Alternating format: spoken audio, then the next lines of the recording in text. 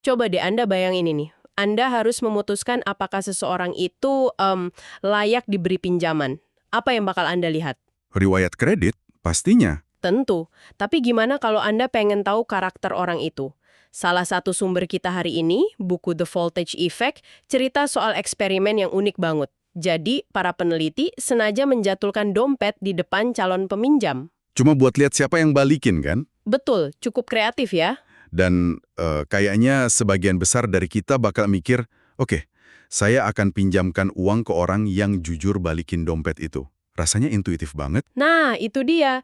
Tapi pertanyaan yang lebih gedenya, dan ini inti pembahasan kita adalah, apa mengandalkan karakter individu kayak gitu beneran bisa jalan kalau kita ngomongin skala besar? Maksudnya, kalau yang mau dimotivasi itu ribuan atau bahkan jutaan orang. Persis. Hari ini kita bakal bongkar tuntas bab 6 dari buku ini, yang argumennya wah cukup provokatif loh. Katanya, lupakan soal nyari orang berkarakter baik. Insentif yang dirancang dengan cerdas itu jauh lebih ampuh dan yang paling penting, bisa diterapkan ke semua orang, bisa di-scale up.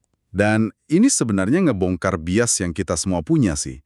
Namanya bias korespondensi. Oke. Jadi kecenderungan kita buat terlalu fokus ke kepribadian. Oh, dia gagal karena malas. Atau dia sukses karena gigih. Padahal kita lupa sama faktor situasional atau sistem di sekelilingnya. Jadi pembahasan kita kali ini bakal fokus ke gimana caranya, bukan cuma soal siapa orangnya. Oke, mari kita bedah ini. Jadi argumen utamanya adalah sukses itu bukan soal siapa yang Anda rekrut, tapi bagaimana Anda memotivasi mereka. Ini klaim yang berani banget loh, seolah-olah karakter jadi nggak penting. Iya, Emang apa sih prinsip psikologis di balik ide yang kedengarannya agak gila ini? prinsip dasarnya itu datang dari ekonomi perilaku. Dan ini konsep yang kuat banget. Namanya loss aversion. Keengganan untuk rugi. Betul. Intinya gini, rasa sakit karena kehilangan sesuatu. Misalnya kehilangan uang Rp100.000, itu rasanya kira-kira 2 kali lebih kuat. 2 kali lebih sakit daripada rasa senengnya nemu duit 100.000. Tepat sekali. Otak kita itu lebih benci rugi daripada suka untung. Sesederhana itu. Dan ini kuncinya. Wow. Iya. Kahneman dan Tversky, dua pelopor di bidang ini, udah ngebuktiin ini berkali-kali. Dan kalau dipikir secara evolusi, ini masuk akal banget. Gimana tuh? Coba bayangin nenek moyang kita di sabana. Kalau mereka nemu beberapa buah beri tambahan, itu bagus. Tapi kalau mereka kehilangan satu-satunya sumber makanan mereka, Wah, bencana itu. Bisa mati. nah, jadi otak kita itu udah terprogram dari sananya buat menghindari kerugian mati-matian. Dan ini bukan cuma soal barang atau makanan kan, buku ini juga nekenin soal kerugian sosial. Nah, itu poin pentingnya. Manusia kan makhluk sosial. Dulu, diusir dari suku itu sama aja kayak hukuman mati. Makanya, kehilangan status, reputasi, itu rasanya kayak kerugian yang luar biasa besar. Jadi kita ini sensitif banget sama pandangan orang lain ya. Banget. Secara naluriah, kita bakal ngelakuin apa aja buat menghindari rasa malu. Saya jadi langsung kepikiran contoh Uber yang dibahas di buku. Dulu kan mereka lama banget tuh nggak punya fitur buat ngasih tip. Iya, ingat saya. Pas akhirnya fiturnya ada, desainnya tuh spesifik banget. Anda ngasih tip lewat aplikasi setelah perjalanannya selesai. Jadi si pengemudi nggak lihat langsung. Dan itu jenius kalau dari sudut pandang desain perilaku. Mereka menghilangkan tekanan sosialnya. Maksudnya, Anda jadi nggak perlu merasa canggung atau takut dinilai pelit di depan mata si pengemudi. Potensi kerugian sosial saat itu juga dihilangkan. oke. Dan hasilnya? Orang jadi lebih jarang ngasih tip kan? Karena insentif sosial instan, yaitu tatapan si pengemudi, udah nggak ada. Ini nunjukin betapa kuatnya tekanan sosial itu ya. Betul banget. Nah, kalau tadi Uber itu contoh pasif ya, yaitu menghilangkan tekanan sosial, gimana kalau tekanan sosial ini justru sengaja diciptakan? Nah, disinilah bagian yang sangat menarik. Gimana rasa takut kehilangan status sosial ini bisa dimanfaatin dalam skala besar? Buku ini ngasih contoh yang luar biasa dari Republik Dominika. Mereka punya masalah klasik, penggelapan pajak. Oke, pemerintah di sana lalu bikin eksperimen. Mereka kirim surat ke para penunggak pajak dengan pesan yang beda-beda. Buat lihat mana yang paling ampuh. Surat ancaman gitu, denda, penjara. Ada yang isinya ancaman standar, kayak gitu, denda besar atau hukuman penjara. Tapi, ada surat lain yang pendekatannya beda total. Isinya kira-kira gini, berdasarkan undang-undang baru, nama-nama para penggelap pajak yang terbukti bersalah akan kami umumkan ke publik. Tunggu. Jadi pilihannya itu ancaman masuk penjara, lawan ancaman dipermalukan di depan umum. Iya, Loh, secara intuisi, kita pasti mikir ancaman penjara jauh lebih serem, kan? harusnya kan gitu. Tapi ternyata enggak. Surat yang ngancam bakal mempublikasikan nama mereka itu hasilnya jauh lebih efektif. Serius? Serius. Rasa takut kehilangan reputasi, rasa malu di depan tetangga, teman, dan keluarga, ternyata jadi motivator yang lebih kuat daripada bayangan dinginnya sel penjara. Gila. Itu luar biasa sih, seberapa besar dampaknya emang. Analisisnya itu memproyeksikan kalau strategi ini diterapin di seluruh negeri, pemerintah bisa ngumpulin pendapatan pajak tambahan sebesar 100 juta dolar. Wow, cuma dari ancaman rasa malu. Iya, ini contoh sempurna dari insentif yang bisa di-scale up. Anda nggak mungkin kan memenjarakan semua orang, tapi Anda bisa dengan mudah mempublikasikan sebuah daftar nama. Senggolan psikologis kecil, tapi dampak finansialnya masif. Oke. Jadi mempermalukan orang itu ampuh. Tapi kayaknya agak kasar ya. Ada nggak sih cara yang lebih halus? Mungkin yang nyentuh citra diri kita sendiri, bukan pandangan orang lain? Ada. Dan ini membawa kita ke contoh maskapai Virgin Atlantic. Mereka punya tujuan yang jelas. Pengen pilotnya terbang lebih efisien buat hemat bahan bakar. Hemat uang dan ngurangin emisi karbon juga kan? Betul. Mereka nggak mungkin ngancem majang foto pilot paling boros di bandara kan? Ya enggak lah. Pendekatan mereka jauh lebih elegan. Mereka mulai ngasih laporan bulanan yang sifatnya pribadi ke setiap pilot. Isinya apa laporannya? Cuma 3 hal. Pertama, umpan balik performa efisiensi mereka bulan lalu.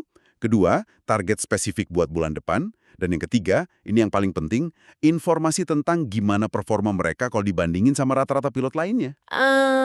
Jadi ini bukan soal hukuman tapi lebih ke dorongan halus. Nggak ada yang mau kan lihat laporan bulanan yang isinya Anda di bawah rata-rata. Nah, itu dia. Ini nyentuh ego profesional dan citra diri kita sebagai orang yang kompeten. Bener juga. Hasilnya, program ini bikin Virgin Atlantic hemat bahan bakar senilai lebih dari 5 juta dolar dan ngurangin emisi karbon dioksida puluhan ribu metrik ton. Signifikan banget. Ini relevan banget sih buat kita semua. Kayak aplikasi kebugaran yang bandingin langkah harian Anda sama teman-teman atau dashboard di tempat kerja. Cuma sadar kalau kita lagi diukur aja tanpa ancaman bisa jadi insentif kuat ya. Bahkan ada fenomena menarik, namanya efek Hawthorne. Grup kontrol di eksperimen ini, pilot yang nggak dapat laporan detail, tapi cuma tahu lagi diamati, juga nunjukin peningkatan efisiensi loh. Cuma karena ngerasa diliatin. Iya, cuma karena itu performa mereka membaik. Gila ya. Jadi kita semua ini butuh penonton biar bisa tampil lebih baik. Dan semua ini kan akarnya pada keengganan kita buat kehilangan citra diri yang positif. Ini ngingetin saya sama konsep psikologis lain yang dibahas di buku. Yang saling berhubungan erat, yaitu endowment effect, efek kepemilikan. Betul. Saya suka banget eksperimen klasik soal cangkir kopi itu. Jadi peneliti ngasih cangkir kopi gratis ke separuh peserta, terus mereka nanya ke kelompok ini berapa harga yang Anda mau buat jual cangkir ini. Dan ke kelompok yang nggak dapat cangkir, ditanya berapa mereka mau bayar buat beli. Dan hasilnya selalu sama kan? Selalu. Orang yang udah megang cangkir itu nilainya jadi 2 kali lipat lebih tinggi di mata mereka. Begitu kita ngerasa memiliki sesuatu, nilainya langsung meroket. Ini persis kayak barang lama di rumah. Buat orang lain mungkin cula rongsokan, tapi buat kita rasanya berharga banget, susah dilepasin. Jadi, gimana perasaan memiliki ini bisa diubah jadi strategi insentif yang ampuh? Nah, disinilah muncul strategi bonus yang cerdas banget. Namanya clawback.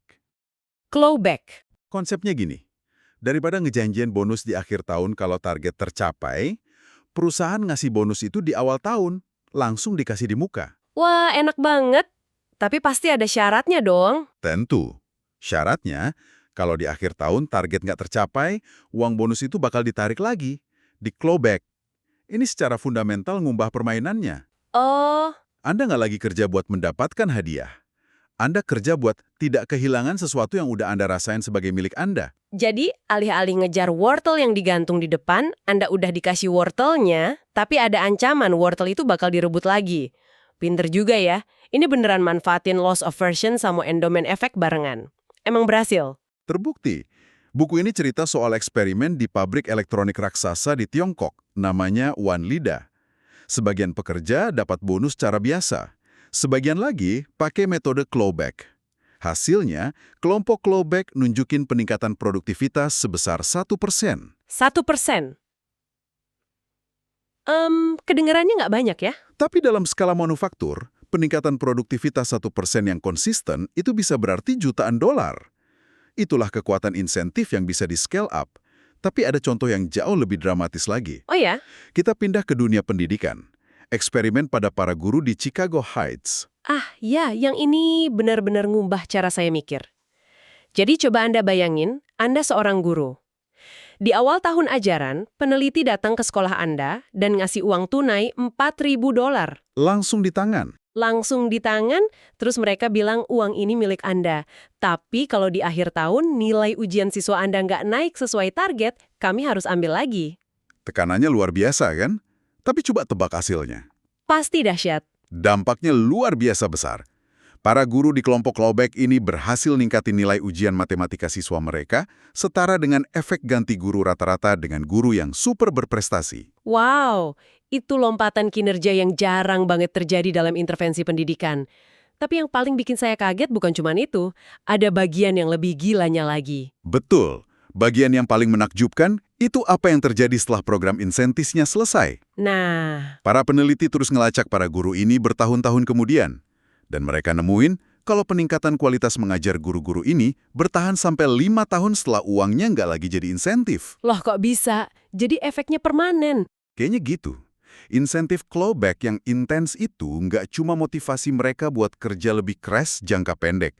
Tekanan buat nggak kehilangan uang, itu kayaknya maksa mereka buat nyari dan nerapin teknik mengajar baru yang lebih efektif. Dan itu jadi kebiasaan baru? Persis. Jadi insentif itu bukan cuma trik sementara, tapi pemicu buat perubahan perilaku yang bertahan lama. Oke, jadi kita udah punya keengganan rugi, kekuatan citra diri, dan efek kepemilikan. Rasanya udah lengkap resepnya. Ada lagi yang kelewat, apa pelajaran utamanya? Ada satu bahan terakhir yang ikat semuanya.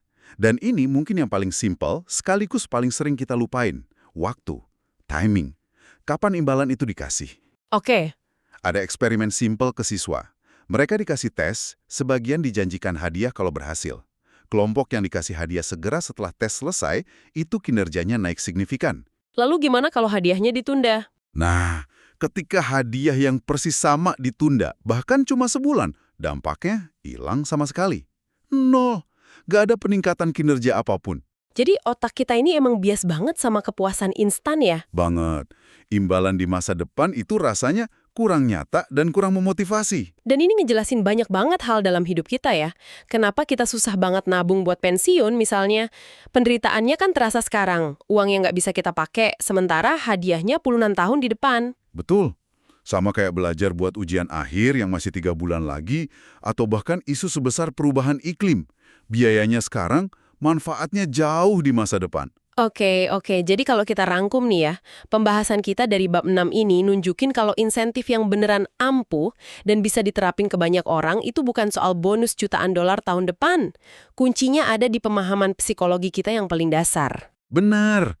Yaitu, rasa takut kita akan kehilangan, mau itu uang, status, atau citra diri, terus kekuatan rasa memiliki, dan terakhir, pentingnya waktu. Semakin cepat imbalan dikasih, semakin kuat dampaknya. Dan ini nunjukin kalau kita bisa ngebentuk perilaku dalam skala massal, seringkali dengan biaya yang jauh lebih murah daripada cara-cara tradisional. Persis, ini bukan soal ngabisin lebih banyak uang, tapi soal jadi lebih cerdas dalam cara kita memotivasi. Ini tentang merancang sistem yang bekerja selaras sama cara kerja otak kita, bukan melawannya. Dan itu meninggalkan kita dengan satu pemikiran terakhir buat Anda renungkan. Argumen utama buku ini kan kalau insentif dirancang dengan benar, karakter seseorang jadi hampir nggak relevan. Nah kalau itu benar, apa dampaknya pada cara Anda mencoba memotivasi orang-orang di sekitar Anda? Anak-anak, tim kerja, atau bahkan diri Anda sendiri? Apa selama ini Anda terlalu berharap pada karakter baik mereka? Padahal mungkin perubahan kecil pada cara Anda memberi imbalan, bagaimana Anda membingkainya, kapan Anda memberikannya, bisa jadi kunci yang jauh-jauh lebih efektif.